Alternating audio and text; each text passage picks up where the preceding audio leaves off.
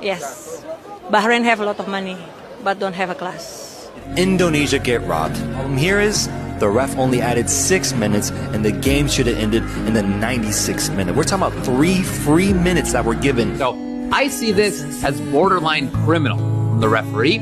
I see this as, it's hard to say there isn't some kind of foul play here. I'm not one to build conspiracies or anything like that, but it just seems like the ref got it wrong.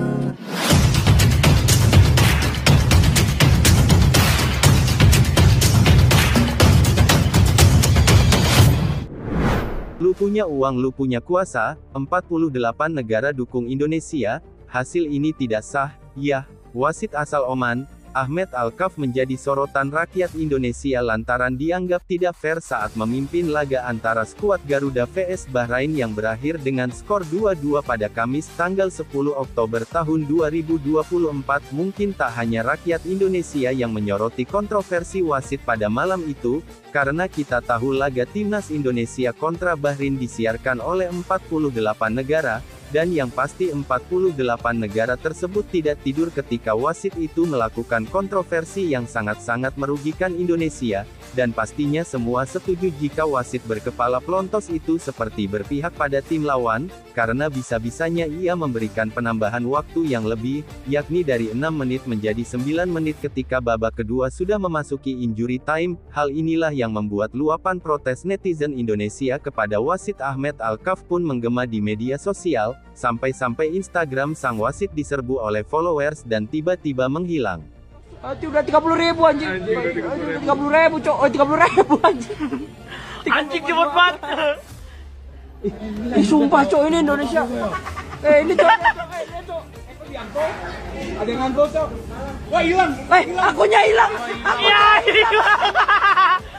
Bahkan baru-baru ini viral sebuah video wawancara jurnalis media asing kepada supporter wanita usai menyaksikan laga Indonesia vs Bahrain, yang mana seperti mengutip dari video yang diunggah akun @garudaonsit, seorang wanita yang mengenakan jersey skuad Garuda itu mencurigai jika ada permainan uang sehingga wasit Ahmed Al-Kaf berlaku tidak adil memimpin laga Indonesia vs Bahrain dalam kualifikasi Piala Dunia 2026 itu. Dalam video itu, wanita tersebut pun menyebut jika seharusnya pertandingan tersebut berakhir pada menit 90+6 ketika posisi Indonesia menang 2-1. Namun, wasit Ahmed Al-Kaf tidak juga meniup peluit untuk mengakhiri laga hingga Bahrain menambah gol keduanya sehingga berakhir imbang menjadi 2-2. Happy, but you know that it's not fair. Today the match for me is not fair. Because the last minute they're supposed to be finished, right?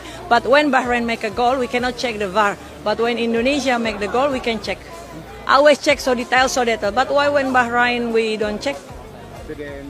Setelah mendengar hal itu, jurnalis asing itu pun tiba-tiba bertanya kepada wanita tersebut apakah performa timnas Indonesia lebih baik ketimbang Bahrain. Menjawab pertanyaan itu, wanita itu tanpa basa-basi mengakui permainan Indonesia lebih berkelas dari Bahrain hingga menduga ada permainan uang dalam laga tersebut. Di akhir potongan video wawancara itu, supporter wanita itu pun menduga ada permainan uang yang membuat wasit Ahmad Al-Kaf tidak bertindak adil memimpin pertandingan. Indonesia better than Bahrain? I think so, yes. Yes. Bahrain have a lot of money, but don't have a class. Should play better, play fair, good. Nah, come on, no drama. The referee protects something, you know. The player playing good, they should. The referee? Who know? Mami foolish. Who know? Foolish talk. But the Bahrain player plays so good, so sharp. Selain itu, aksi kontroversial laga Timnas Indonesia kontra Bahrain mendapatkan sorotan dari seluruh dunia. Bagaimana tidak pertandingan antara Timnas Indonesia versus Bahrain kita tahu disiarkan oleh 48 negara, jadi tak heran jika media-media dunia juga ikut mendukung Timnas Indonesia, di mana salah satunya adalah media 433, media sepak bola ternama itu ikut mengangkat kontroversi pertandingan Bahrain melawan Timnas Indonesia pada ronde ketiga. 433 menyindir kontroversi gol yang diklaim Bahrain dengan hitung-hitungan memakai nomor punggung Romelu Lukaku nomor punggung 90, ditambah Xavi Hernandez punggung 6, kemudian di bawahnya ada Ronaldo dengan nomor punggung 99. Selain 433, media ternama di Amerika Serikat ESPN juga ikut menyoroti kontroversi yang terjadi pada laga tersebut. Mereka menyebutkan jika Indonesia telah membuktikan bahwa mereka dapat menyamai tim-tim terbaik di benua ini, dan sejatinya Indonesia bisa meraih kemenangan. Indonesia masih menolak untuk dikalahkan, tetapi hampir saja menjadi kemenangan bersejarah. Namun, hasil itu bisa saja lebih dari itu. Saat waktu menunjukkan menit ke-99, sebuah tendangan sudut dari Bahrain mengarah ke tiang gawang, di mana Marhun berada di sana untuk mencetak gol dari jarak dekat, tulis ESPN dalam artikelnya. Lebih lanjut, mereka menulis drama di menit-menit akhir kemudian menjadi kontroversi, dengan Indonesia yang sangat marah karena peluit akhir tidak berbunyi dengan hanya 6 menit tambahan waktu yang awalnya ditandai oleh ofisial keempat. Namun meski begitu mereka menyebut jika hasil ini sudah cukup baik untuk Indonesia, hal ini juga menunjukkan jika Indonesia tim yang sulit untuk dikalahkan. Di atas kertas, hasil imbang saat bertandang ke Bahrain, yang mengalahkan Australia pada pertandingan pembuka bukanlah hasil yang buruk untuk Indonesia. Namun, cara mereka gagal meraih kemenangan perdana di putaran ketiga kualifikasi Piala Dunia 2026 akan menimbulkan kekecewaan, bahkan kemarahan di kubu Indonesia. Faktanya tetaplah bahwa Indonesia sekali lagi membuktikan bahwa mereka sangat sulit untuk dikalahkan, bahkan dengan status mereka sebagai tim yang tidak diunggulkan, tulis media Amerika tersebut.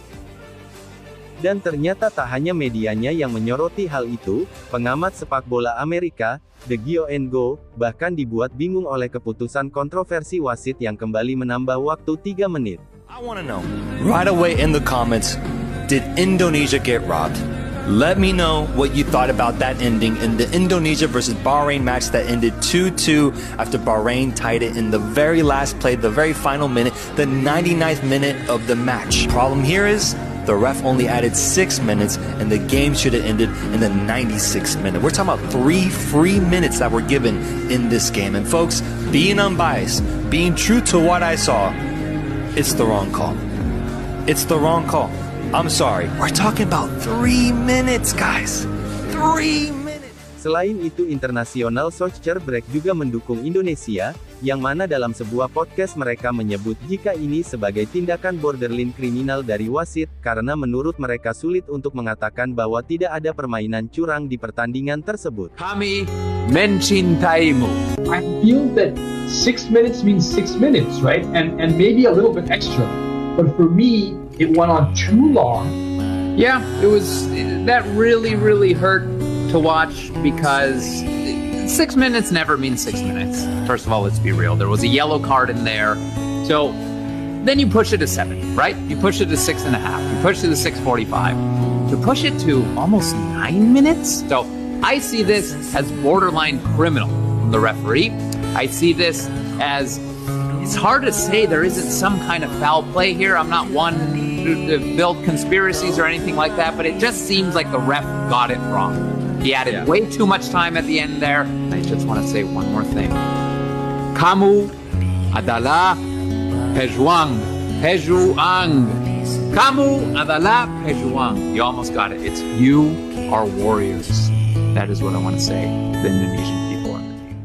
Kejadian yang menimpa timnas Indonesia saat ini semoga tidak mempengaruhi performa timnas Indonesia di laga selanjutnya, yang mana laga selanjutnya juga tak kalah penting karena kita menghadapi timnas China. Jika sesuai target, Indonesia harus bisa mengalahkan timnas China. Jika tidak ada kendala-kendala non-teknis seperti yang terjadi pada laga menghadapi Bahrain, Indonesia akan mudah untuk mendapatkan 3 poin, apalagi untuk saat ini timnas Indonesia sudah tiba di Cina. Menariknya mereka tiba lebih dulu daripada tuan rumah Cina.